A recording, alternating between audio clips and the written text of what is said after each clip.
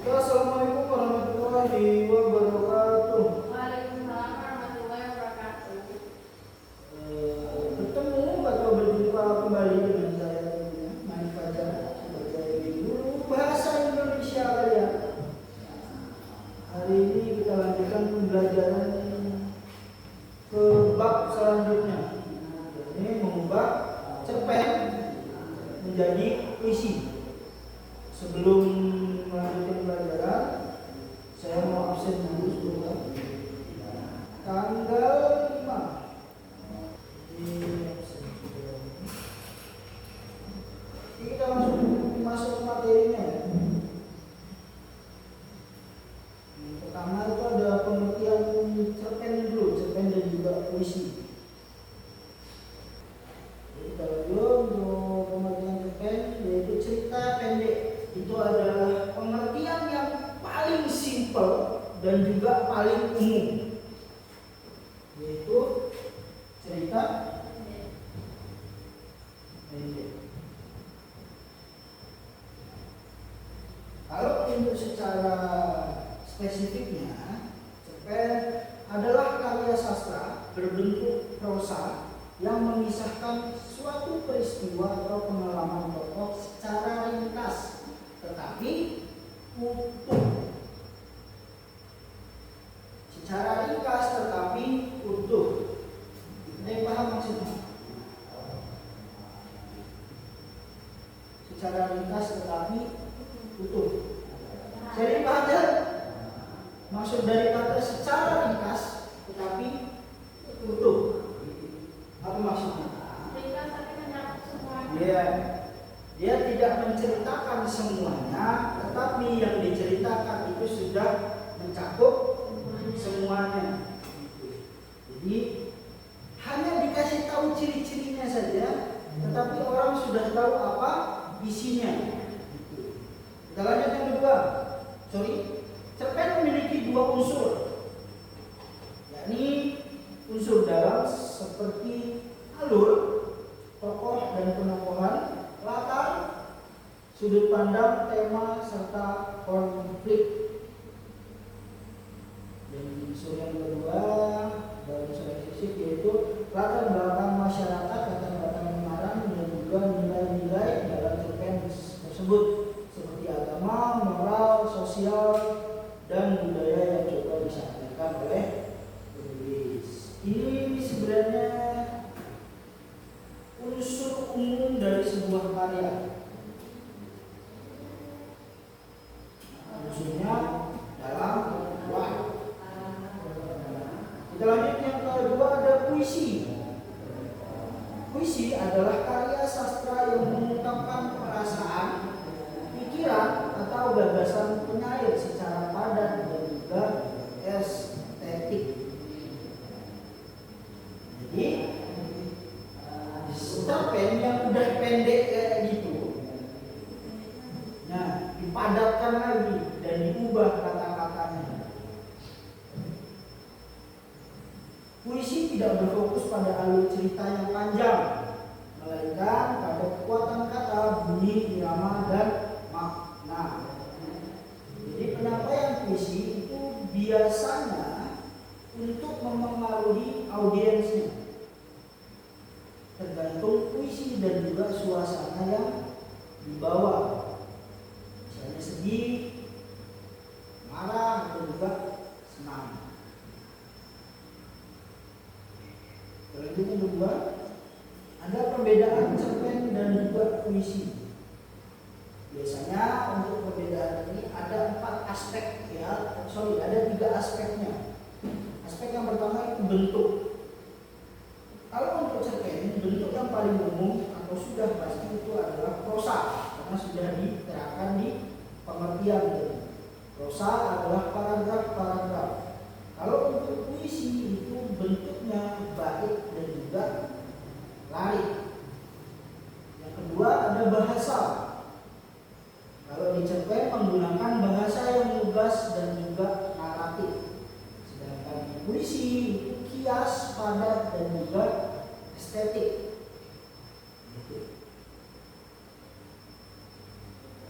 Dan yang ketiga ada penyampaian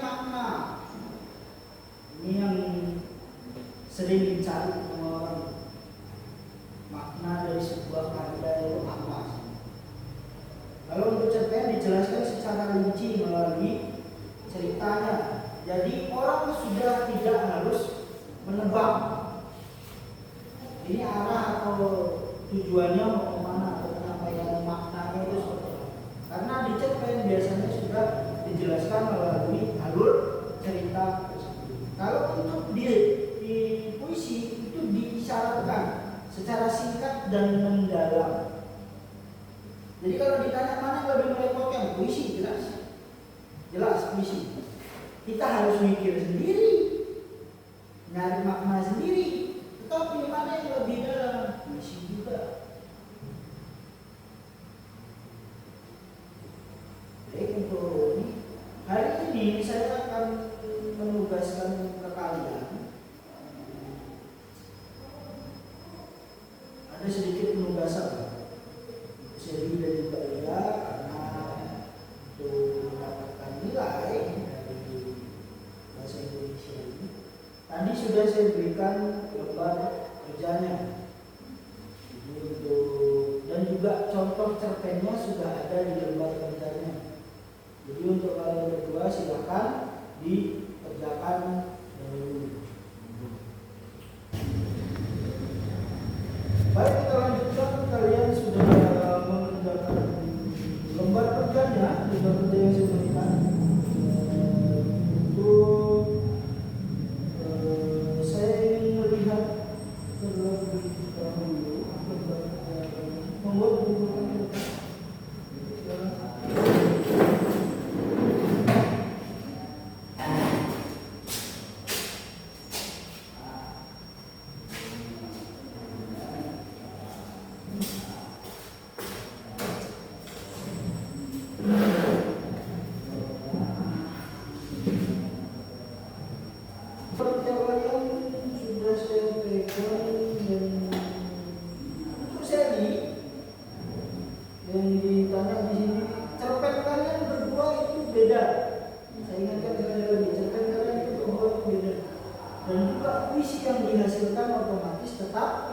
Beda, tidak mungkin sama. Kalau ditanya kenapa cerpennya beda Pak? Karena kalau sama kemungkinan besar kalian akan meniru. Yang saya mau otak kalian jalan. Itu. Jadi saya buat beda. Jadi seri dulu sebelum saya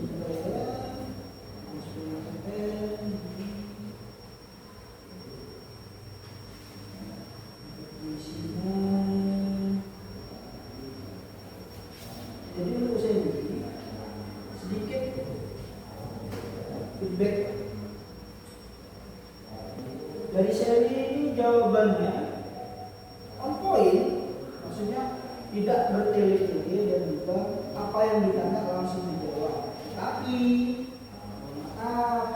untuk tulisannya bisa dibagus. Ini kalau misalnya orang yang ada sakit mata kan minus apa, bisa langsung buta pemain gitu. Nah, tapi untuk puisinya suka aja, keren. Moniat putih penjaga hutan. Keren, dari judulnya aja deh. Amat sangat mantap. Kalau misalnya Papa judul yang saya ambil, moniat putih penjaga hutan. Itu sama kayak cerpennya sudah masih sama. Itu merajuk ke legenda. Baik, untuk seri jadinya jawabannya bagus, saya suka. Sebab apa? Untuk puisinya adaptasi dari cerpennya bagus, dari judulnya aja deh, mantap. Tapi ya itu, tolonglah tulisannya astagfirullahaladzim. Dan selanjutnya untuk Lia, Lia ini hampir sama dengan seri jadinya. Jawabannya on point. Dan juga sudah masih tidak bertele-tele. Tetapi untuk tulisannya dibilang rapi. Cuma ada beberapa coretan yang menurut saya tidak perlu. Seperti saya sebutkan soalnya ada di bagian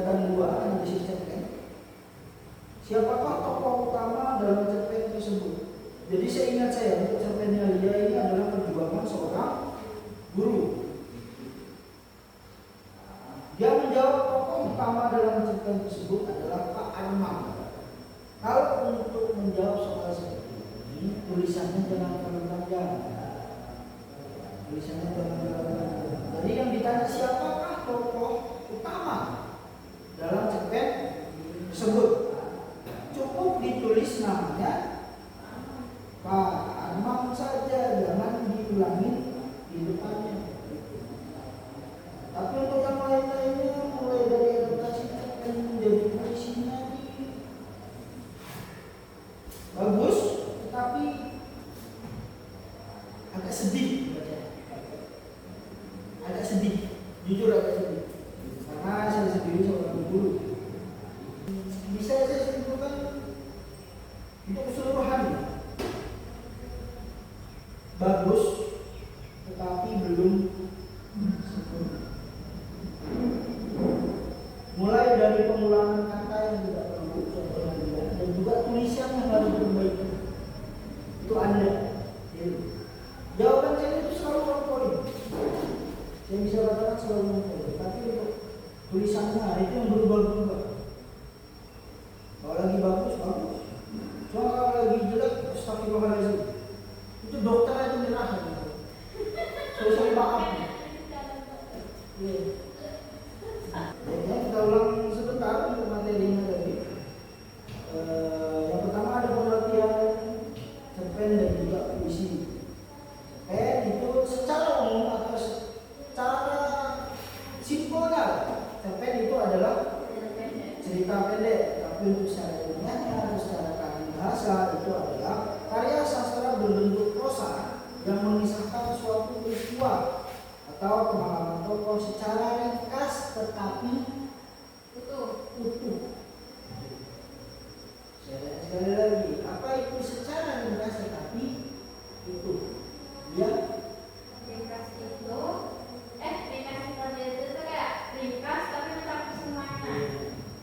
Dia hanya menceritakan sedikit tetapi sudah mencakup semua. Ada itu puisinya. Puisi adalah karya sastra yang mengungkapkan perasaan, pikiran atau gagasan penyair secara padat dan estetik. Dia tidak seringkas, maksudnya dia lebih ringkas dari cerpen, itu sudah pasti. Tetapi isinya itu lebih padat dari cerpen. Itulah puisi. Karena menggunakan bahasa-bahasa yang bisa dibilang asing dan tidak sering terdengar di masyarakat. Kita lanjut yang kedua, ada perbedaan cerpen dan juga puisi. Perbedaannya itu bisa diambil dari beberapa aspek, tapi aspek yang paling utama itu ada 3. Yang pertama bentuk. Kalau cerpen menggunakan prosa, yaitu sebuah paragraf. Tetapi untuk puisi menggunakan bait dan juga tarik.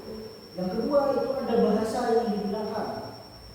Di cerpen menggunakan bahasa yang lugas dan juga naratif. Kalau di puisi itu menggunakan bahasa kias. Bahasa kias itu adalah bahasa yang tidak menunjukkan arti yang sesungguhnya.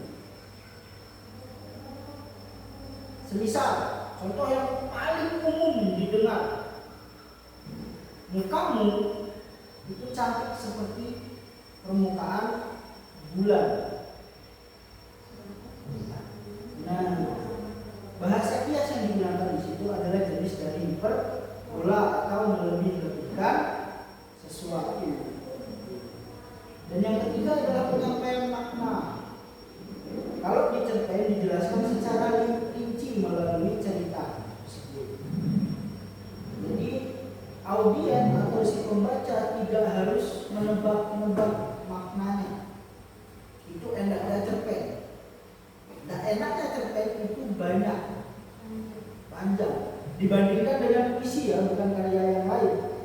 Tapi kalau di puisi itu diisyaratkan secara singkat dan mendalam. Pembaca atau pendengar harus bisa mengartikan sendiri. Enaknya itu tidak panjang. Nah, jadi